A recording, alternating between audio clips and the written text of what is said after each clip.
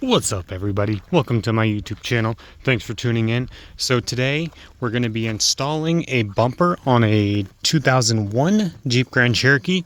Now this applies for $19.99 through 2004. I already took the bumper off, as you can see, but what I'm going to do is I'm going to take you over to the bumper, show you all the bolts and everything you need, so that way you know ahead of time where everything is and what tools you'll need. All right, first things first. So on each side, you have a 10mm nut, and these are 6 by 1mm threads. So if you need to clean them or tap them.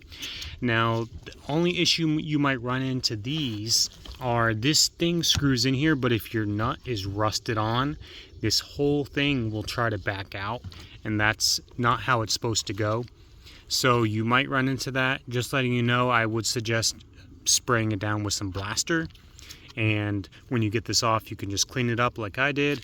But yeah, you can either have external Torx or just get some vice grips and you can turn it in for tighter, or like clockwise to get it tighter, or counterclockwise to get it loose. So 2 on that side, 2 on that side, exactly identical.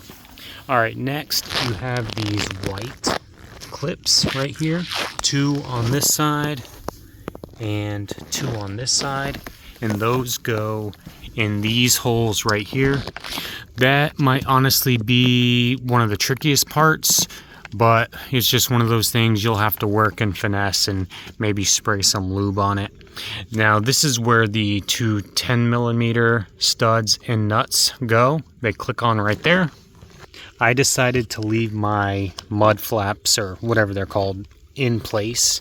But if you remove them, what you'll have to do is you'll have to drill these out or completely ruin them, because they are they're put on by a I can't think, stud, not a stud gun, but well, anyways, I'm having a brain fart and I can't think of the name, but that's how they go in. So they're one-time use only.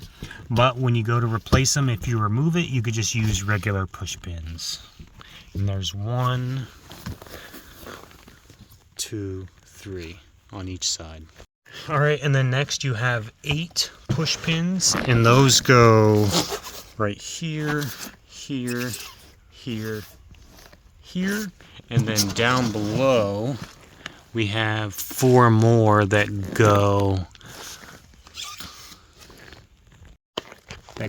right here. So 1,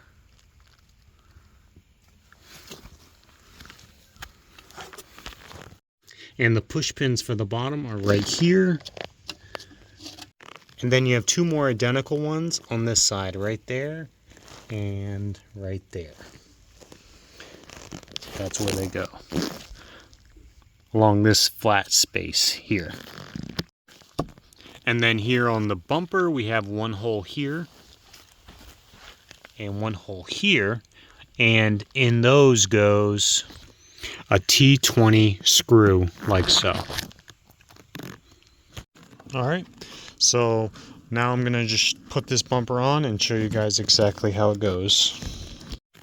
All right, so I got the bumper lightly on, and as you can see, these need to be lined up here, and then these also need to be lined up here. This is just a guide pin. And let's see, same on this side. So we just need to get everything lined up and then pushed in. So if you kind of push up on everything, just be careful not to scratch her. All right, and then once you got everything lined up, just take it and you'll hear it kind of snap in, and just make sure this top and bottom screw are lined up. There we go. And now we just need to get the nuts on the back side so it'll start pulling it in. All right, so I'm gonna go ahead and install these nuts here first. So for the top one, you can kind of just get up in there and put that one on.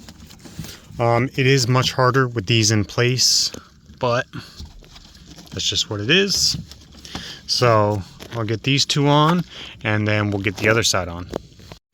All right, now that you got your 10mm bolts on each side tightened up, let's go ahead and get this Torx head screw in. This is an easy one. Just like that. Easy peasy. And that one's in. Next, let's go ahead and get our push pins in. These are super easy. You just pull it like that.